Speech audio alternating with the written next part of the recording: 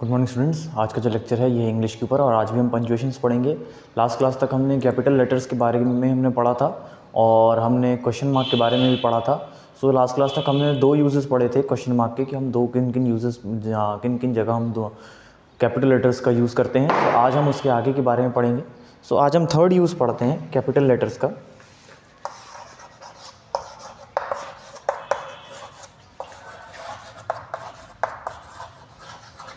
तो आज उसका जो थर्ड यूज़ है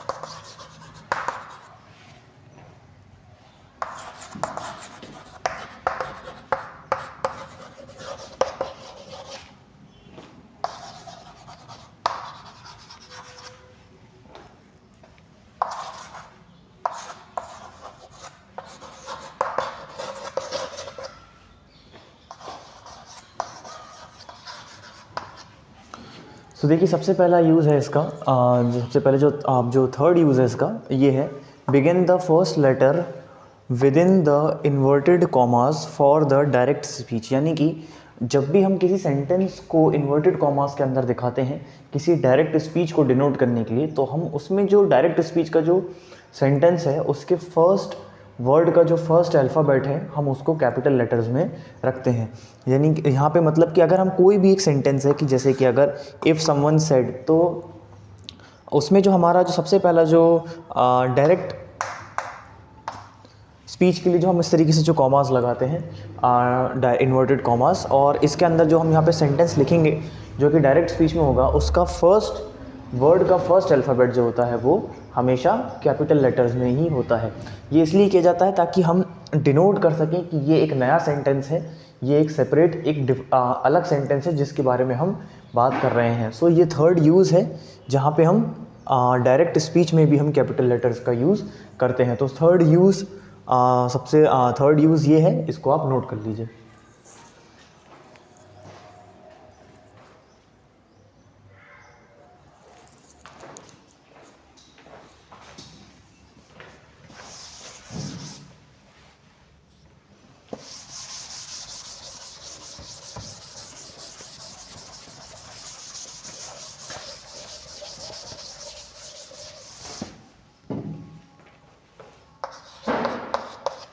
हम इसका एक एग्जांपल देख लेते हैं कि हम इसको किस तरीके से अप्लाई करते हैं। जैसे हम देख लेते हैं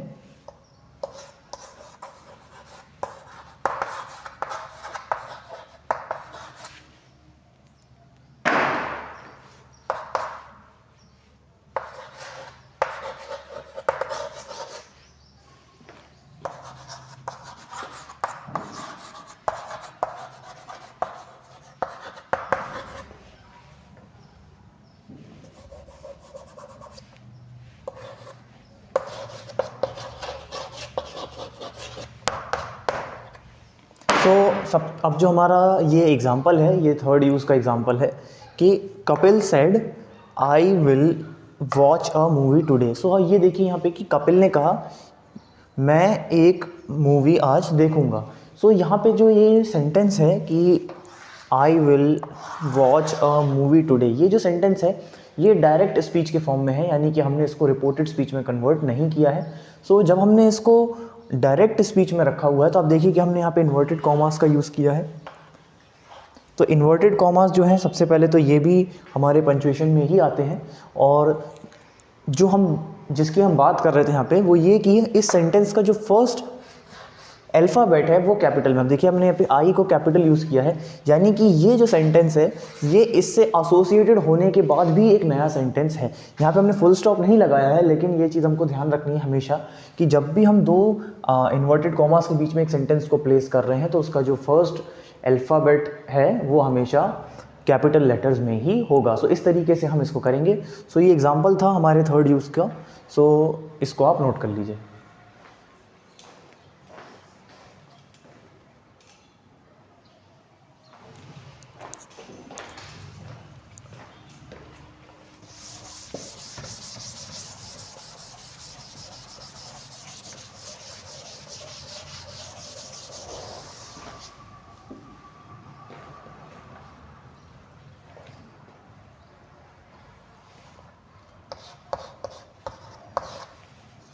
अब जो फोर्थ यूज़ है हमारा ये है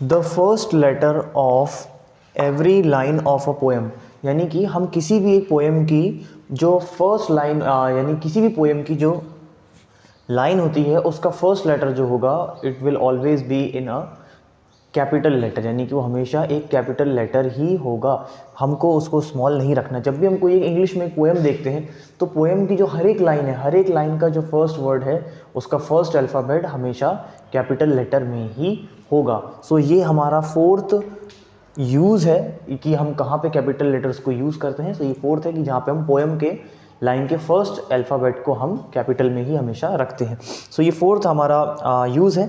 अब हम कुछ एग्जांपल देख लेते हैं अलग अलग, जहाँ पे हमने चारों यूज़ जो हमने टोटल 4 यूज़ पढ़े हैं उन चारों को हम देख लेते हैं कि उनके अलग अलग एग्जांपल्स क्या क्या हैं। सबसे पहले तो ये फोर्थ रूल है, इसको आप नोट कर लीजिए।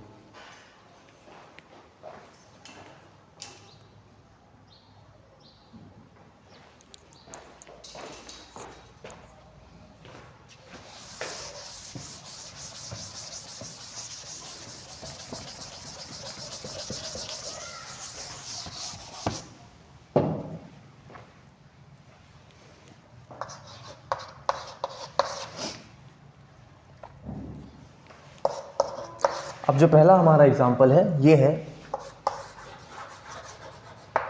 दिल्ली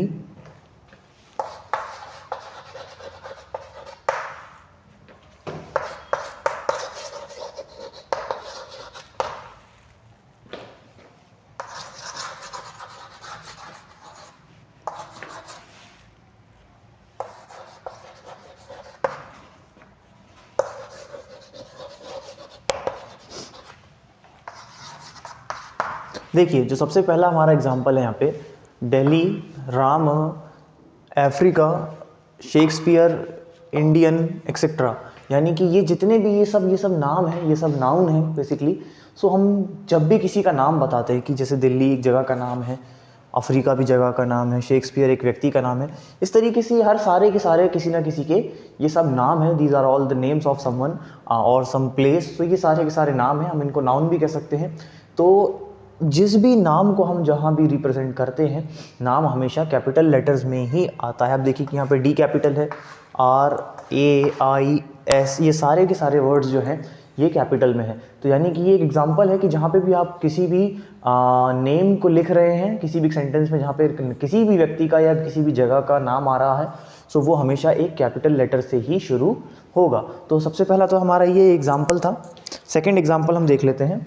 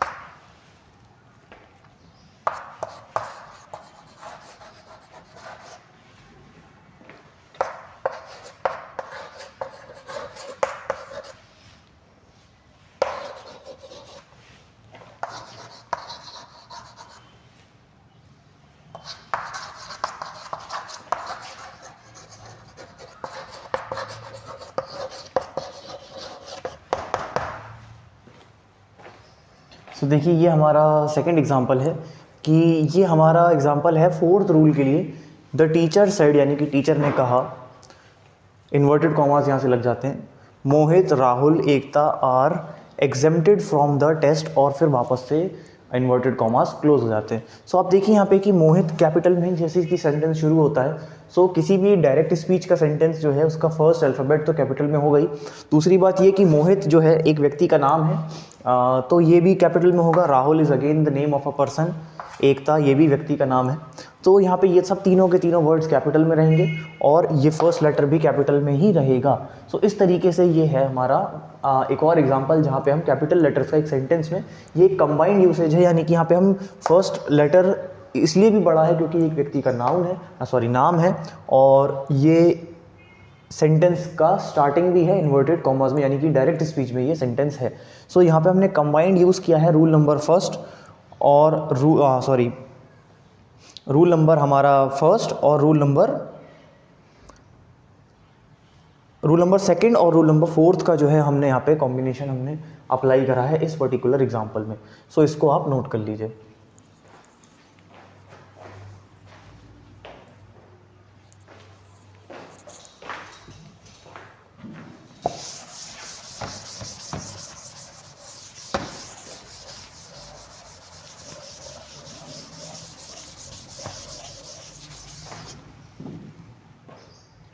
अब आता है डैश। अब हम देखेंगे कि हम डैश को कहाँ कहाँ यूज़ करते हैं।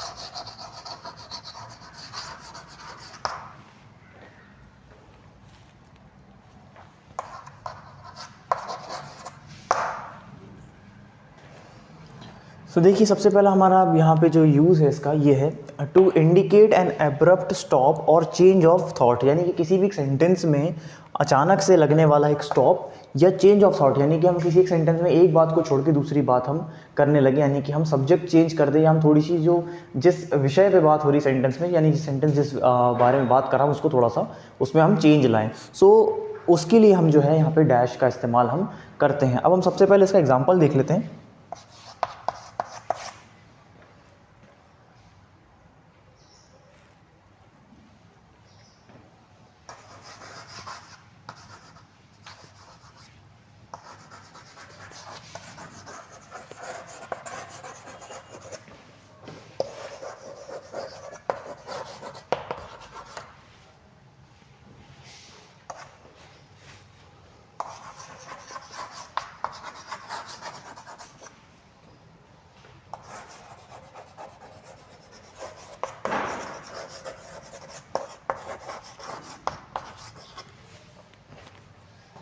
If my brother was alive dash but why lament the past, यानी कि अगर मेरा भाई जिंदा होता, यानी कि हम एक सेंटेंस ये है कि अगर मेरा भाई जिंदा होता, उसका हमने डैश लगा दिया, यानी कि it creates a stop here, यहाँ पे एक स्टॉप हम देते हैं। उसके बाद है कि but why lament the past, लेकिन फिर पास्ट के बारे में क्यों सोचना। तो यहाँ पे आप देखिए कि पहले हम बात कर रहे हैं भाई के ज़िंदा होने के बारे में, फिर हम बात कर रहे हैं कि पुरानी बातों को क्यों सोचना। तो यहाँ पे दो अलग अलग बातें हैं, लेकिन हम इन दोनों को कंबाइन कर रहे हैं बाय यूजिंग अ डैश। सो इस तरीके से जो है हम डैश का एक सेंटेंस में यूज़ करते हैं, जहाँ पे दो डिफरेंट सब्जेक्ट्स को हम कंबाइन करके एक सेंटेंस में कंबाइन कर देते हैं। सो इस तरीके से हम इसका यूज़ करते हैं। सो ये इसका यूज़ है और ये इसका एक एग्जाम्पल है। इन दोनों को आप नोट कर लीजिए।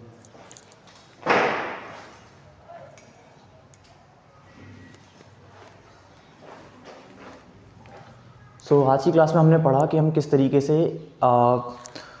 कैपिटल लेटर्स को और डैश को हम यूज़ करते हैं और उनके एग्जांपल्स भी हमने पढ़े। सो आज की क्लास के लिए इतना ही। Thank you.